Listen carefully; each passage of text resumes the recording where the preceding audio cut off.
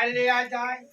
बराबर। एक समय नौमिष तीर्थ में शनकादे 88,000 ऋषियों ने श्री सूर्य से पूछा, है प्रभु, इस कलयुग में वेद विधान रहता मनुष्यों के प्रभु भक्त भाव किस प्रकार मिलेगा तथा उनका उद्धार कैसे होगा। है मनुष्य कही जिस उपाय कहो जिससे थोड़े सी समय में पाए प्राप्त होवे और तथा मानवाचक फल मिले, वो कथा सुनने की हमारी इच्छा है। श्री सूर्य जी बोले, है विष्णु, मैं पूजे आप सब प्राणियों के हित की बात पूछता हूँ। अब मैं इस श्रेष्ठ व्रत को आप लोगों में कहूँगा। जिस व्रत को नारद जी ने श्री लक्ष्मी नारायण से पूछा था और भगवान से पूछा था और श्री लक्ष्मीपति ने मनुष्य नारद जी से कहा था, सो ध्यान से सुनिए।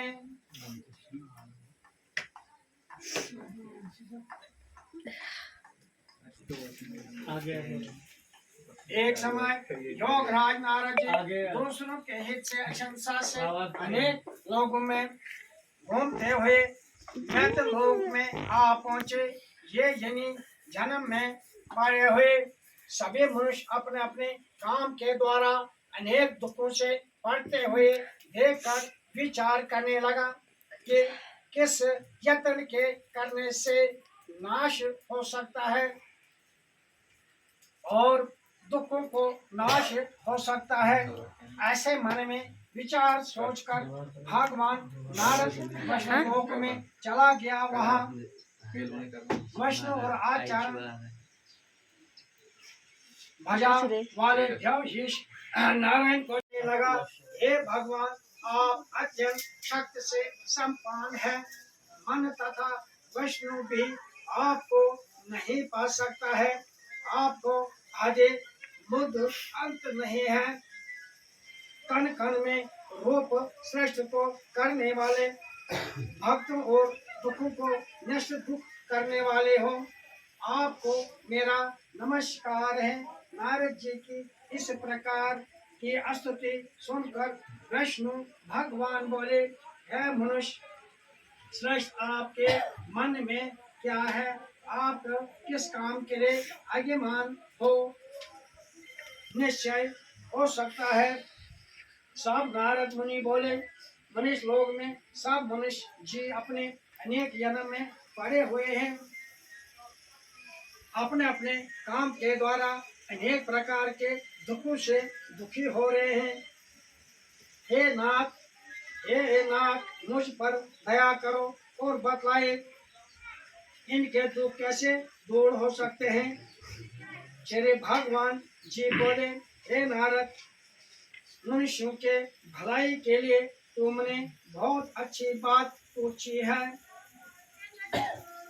अच्छी बात पूछी है। जिस काम के करने से मनुष्य महाकष्ट से युक्त होते हैं, वो मैं कहता हूँ, सुनो। बहुत पाए को देने वाला सुख तथा मनुष्य लोग दोनों में एक दुर्लभ व्रत है। ये उत्तम व्रत मैं कहूँगा, जिससे मैं प्रवेश होकर तुमसे कहता हूँ। श्री सत्यनारायण भगवान के लिए व्रत अच्छी तरह विधान है। किसने ये व्रत किया है और किस दिन ये व्रत करना चाहिए, श्री भगवान मुझसे विस्तार होकर कहिए। भगवान बोले, दुख सुख आदि को दूर करने वाला ये व्रत सभी सताओं पर विजय करने वाला है।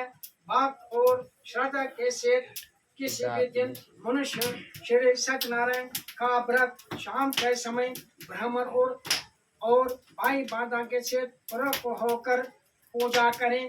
भक्त भाव से निवेदन केले का फल, घी, दूध, गेहूं के साटे का चूर्ण ले आवे, गुड़ और अंडे के साटे का चूर्ण शक्कर तथा गुड़ मिलावे और भक्त भाव से भगवान के अपहरण करके भाई बंधुओं के सहित ब्राह्मण आदि भोजन करावे।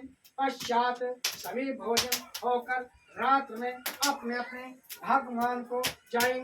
और भगवान का आदि दान कर श्री सत्यनारायण भगवान के स्मरण करता हुआ सब व्यक्ति खुश होकर अपने अपने घर को जाएं। इस तरह व्रत करने से मनुष्य लोग की निष्ठा पूरी होती है। विष कालीय भूमि के लिए दूसरा उपाय है कथा महागणपति कुमाराजाय सूर्याय सरस्वती व लक्ष्मी विष्कर्मणं द्वार दूतानां प्रजापतम कलश दूतानां ब्रह्म विष्णु महेश्वर दूताभ्यां नारायणाय दुर्गाय त्रंबकाय वर्ण पुरुषाय दुर्गो ये शाता दिनं यात्र कां दूतानां महातमास अनिमासां ओम अयम मासाय यामाश अयम मासाय आषाढ़ मास अनम गोत्रम शांतम गोत्रे से ओम तीर्थम सत्यनारायण व्रत कथा और रमाशी तीर्थम और चांदी सभी परिवार से भगवान व्रत कथा पहले अध्याय संपूर्णम समापतम शुभम शुभम उपाभ्याम मानव्याम शानव्याम सत्साई गुरुसाई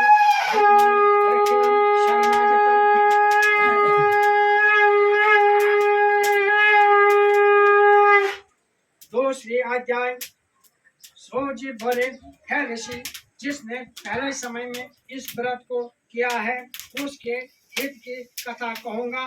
ध्यान से सुनिए। सुंदर काशीपुर नगर में एक अत्यंत ब्राह्मण निर्धन ब्राह्मण रहता था। वो भूख और प्यास से बेचैन हुआ पृथ्वी पर घूमता रहता था। ब्राह्मण से प्रेम करने वाले श्री भगवान ने ब्राह्मण को दुखी देखकर बुरे ब्राह्मण को रूप धारण करके उसके पास गया और आदर के से पूछने लगा, तुम नित्य दुखी हो, पृथ्वी पर क्यों घूमता है? हे श्रेष्ठ ब्राह्मण, ये सब मुझसे कहो, मैं सुनना चाहता हूँ। ब्राह्मण बोला, बहुत निर्धन ब्राह्मण हूँ, व्याख्या के लिए मैं पृथ्वी पर फिरता हूँ। हे भगवान, यदि आप इसका उपाय जानते हो, कृपा होकर मुझसे कहे।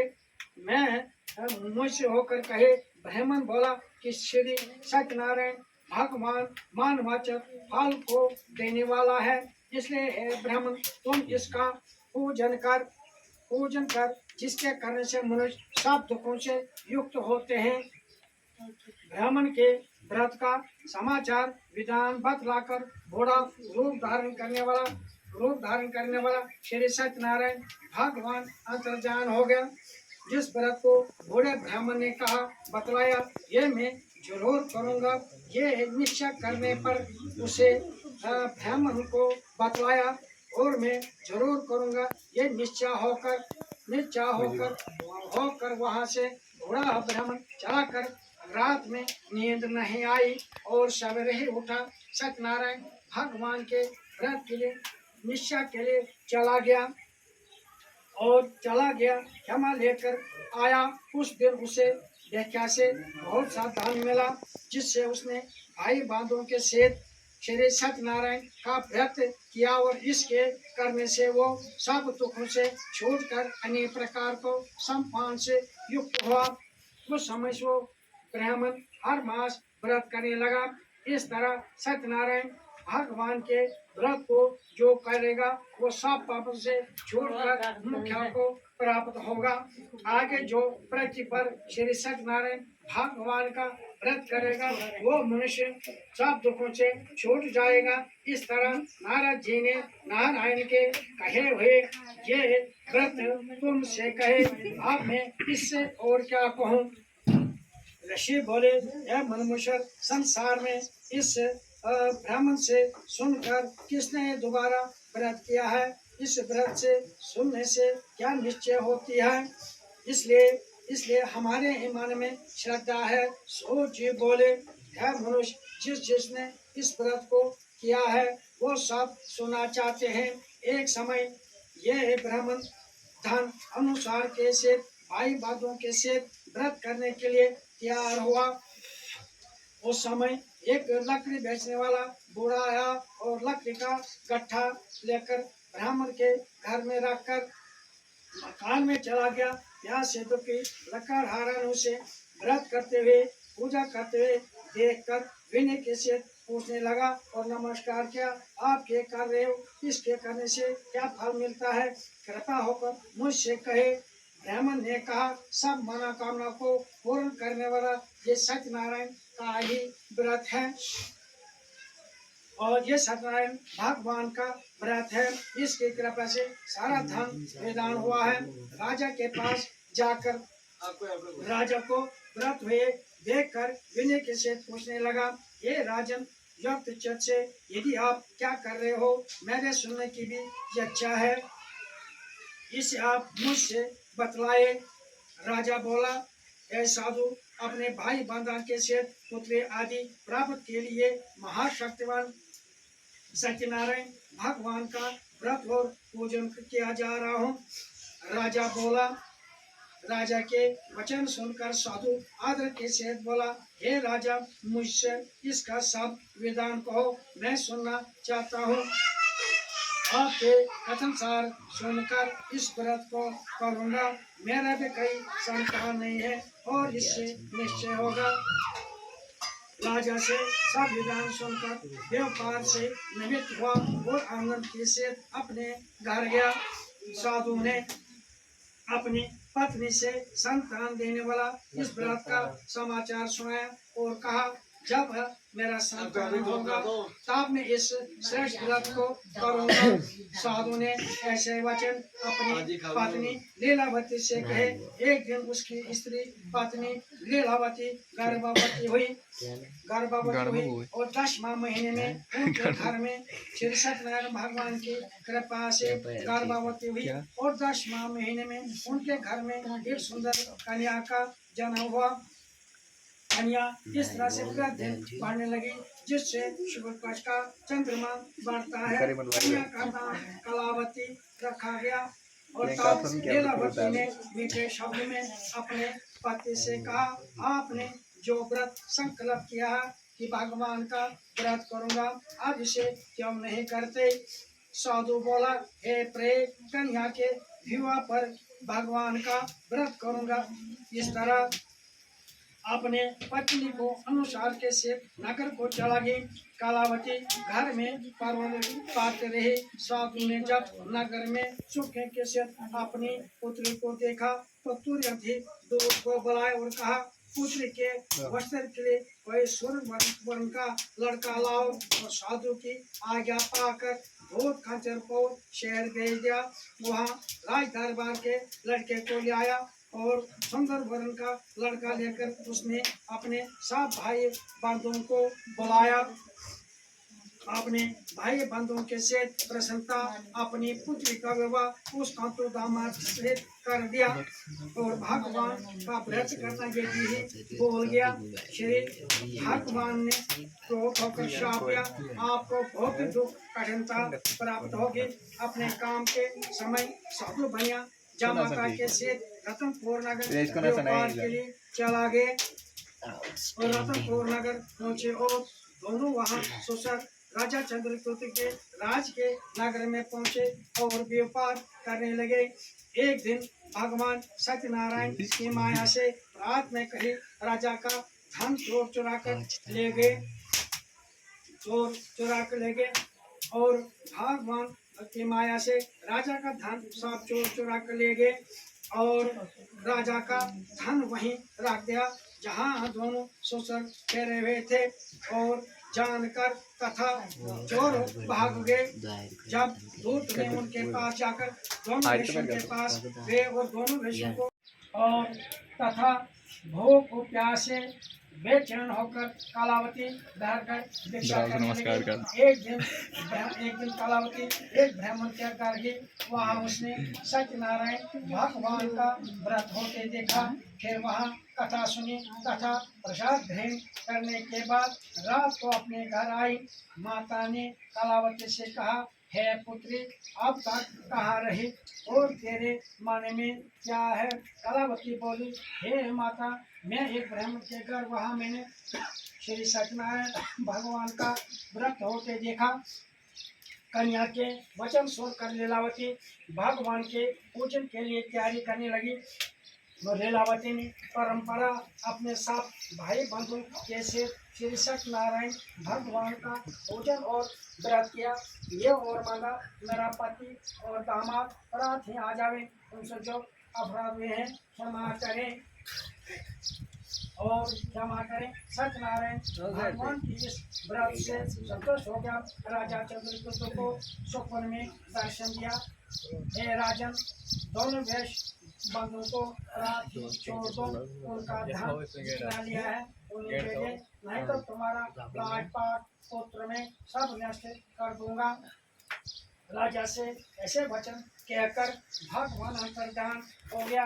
रात काल राजा चंद्रगुप्त ने सभा में अब पुत्रों को वेद वर्णन से रिहा कर दो। दोनों ने आते ही राजा को नमस्कार किया और बुलाया। दोनों वैश्य ने राजा को नमस्कार किया। राजा मीठे शब्द में बोला, हे महाभाग, ऐसा कठोर दुख प्राप्त हुआ, आप कहीं बात नहीं है। ऐसे कहकर राजा ने उनको नए वस्त्र पहनाए, दुगना धन देकर खुशी खुशी के से दोनों अपने नगर को चला गए। इसे खंड प्राण श्री सत्यनारायण व्रत कथा द्वितीय अध्याय संपूर्णम समापतम शुभम शुभम। महागणपति कुमाराय सूर्याय सरस्वती व लक्ष्मी पुष्करम द्वार जुटानम प्रजापतिम कलजुटानम ब्रह्म शमन संहिताभ्याम चतुर्भुज सुंदराय नारायण दुर्गाय ब्रह्मकाय वरम प्रचाय देवी शाखा महात्मा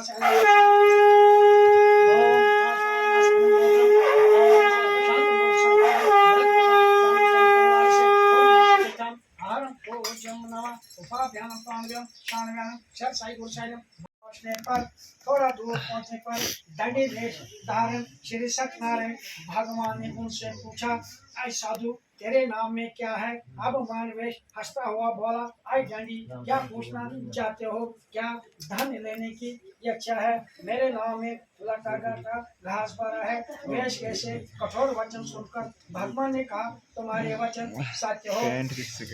और दंडी ऐसे कहकर वहां से चला गया। दूर जाकर समुद्र किनारे बैठ गया। दंडी के जाने के बाद दोनों ने नेत्र कर्म आकर देखा, नाव ढंग से बारी कोई नहीं पाई। गिर पड़े, जानकर गिर पड़े, मूर्छित होकर गिर पड़े और प्रकट होकर उसे अपने दामाद कहने लगे, आप क्या कर रहे? ये उसी दानी स्वामी का शाप है। यदि हम इसके शरण चले तो हमारी मनोकामना पूर्ण होगी। इसको नींद आ रही है। मनोकामना पूर्ण होगी। दामाद के वचन सुनकर दंडी के पास पहुंचे और अंत भक्त भाव से नमस्कार कर कहने लगे, मैंने जो आपसे अत्यंत वचन कहे, क्षमा करें और मेरी रक्षा करें। दोनों शक्तिवर रोने लगे। तब धनी भगवान बोला, वेश पुत्र, तुम मेरी आज्ञा से बारंबार विमुख हुआ है, जो आपको बहुत ही दुख कठिनता प्राप्त होती है। मेरे पूजा से आप विमुख हुए हैं। साधु बोला, ये भगवान, आपके माया से ब्रह्मा आदि देवता अज्ञान होते हैं। मैं भी आपके रूप को कैसे जान सकता हूँ? अज्ञान कैसे जान सकता है? बड़ा प्रसन्न होकर कहिए, अनुसार आपकी पूजा करूंगा। मेरे रक्षा करो और पहले के समय नाव में धन दौलत भर दो। उसके भक्त भाव वचन सुनकर सत्यनारायण की इच्छा से जैसा था वैसा हो गया। तब उन्होंने नाव पर देखकर बहुत नाव धन से भरी हुई पाई और धन से अपूर्ण होकर भगवान सत्यनारायण का पूजन के सिद्ध होकर अपने नगर को चला गए। अपने नगर के निकट पहुंचने पर तब दूत को घर भेजा। घर जाकर उस स्त्री को नमस्कार कहने लगा। साधु अपने दामाद के सिर इस नगर के समीप आ गए हैं। बेलावती ने कलावती से कहा, भगवान की पूजा कर रही हूँ। और ऐसे वचन सुनकर साधु की स्त्री ने साधु की पूजा की और पुत्र से कहा, मैं आपके पति और पिता को दर्शन के लिए जाती हूँ, कथा पूर्ण करके आ जावे। कलावती ये प्रसाद छोड़कर अपने पति के समान चला गई। प्रसाद को अज्ञान छोड़कर सत्य रूप हो गया। उसका पति नाव से पानी में डुबा दिया। कलावती अपने पति को न देखकर मूर्छित होकर गिर पड़ी। बहुत ही शोक करने लगे। तथा कन्या को रोते हुए साधु बोला, हे प्रभु मुझसे क्या चिंता ज्यादा दिन में से हुई, अपने परंतु मनो है। मेरी भूल होगी और मेरी रक्षा करो।